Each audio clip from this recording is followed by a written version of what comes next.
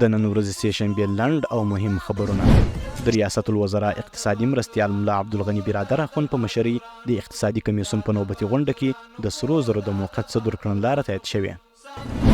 د کلیو بیا رغونې او پراختیا وزیر ملا محمد یونس اخوندزاده هرات د سفر په ترڅ کې د یاد ولایت په کهسان ولسوالۍ کې د څښاک اوبو یو پروژه پرانیستې.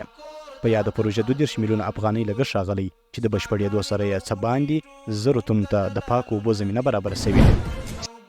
د غزنی ولایت د کلیو بیا رغونې او پراختیا ریاست وایي چې د UNOPS دفتر په مالي مرسته د دغه ولایت د خواجه عمري ولسوالۍ په بیلابیلو کلي کې د څه باندې 44 میلیونه افغانۍ په لګښت 42 پراختیایي پروژې چارې بشپړې او ګټې اخیستنې ته وسپارل سوې.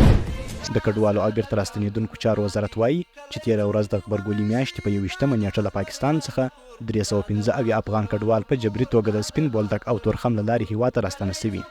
د یاد وزارت په وینا راستنه شوي هیوادوال د اړینو مرستو ترلاسه کولو په موخه د ملګرو ملتونو عالي کمیشنرۍ او د کډوال نړیوال سازمان ته ورپېژندل سوي دي. د اقتصادي کمیسیون تخنیکي کمیټې نوبتي غونډه کې د سرپل ولایت د میسو پروسس، د لوګر ولایت د محمد اغې ولسوالۍ د سب سټیشن پراختیا، ننګرهار او پکتیکا ولایتونو کې د 40 او 10 میګاواټ لمریزې برېښنا د تولید په تړاو بحث شوی. د غونډه کې قانون او پټرولیم وزارت ته دنده سپارل شوې چې د سرپل د بلخاب میسو خان په اړه خپل معلومات د اقتصادي کمیسیون سره شریک کړي.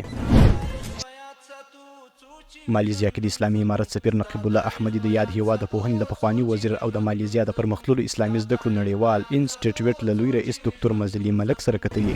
د افریقا ختیځ ملاوي هیواد سیمه ییزو رسنیو خبر ورکړی چې دغه هیواد د مرستیال ولسمشر ساولوس جلمیان لیږدونکې الوتکه له رادار څخه وتلې. د ملګرو ملتونو امنیت شورا غزه کې د سمدستي اوربند په تړاو د امریکا وړاندې شوې پریکړه لیک تصویب کړ. یا د پریکړې لیک ته د امنیت شورا له 15 غړو څخه 14 مثبته او روسیې ممتنع رایه ورکړې ده. ملي دفاع وزارت وایي چې د عبدالله بن مسعود رضی الله تعالی عنه د جګړه ییزو زده کړو قومنداني له قطاعاتو، جزتمانو او مسلکي ښوونځیو له بیلابیلو څانګو څخه 614 تنه منصوبین فارغ شوي.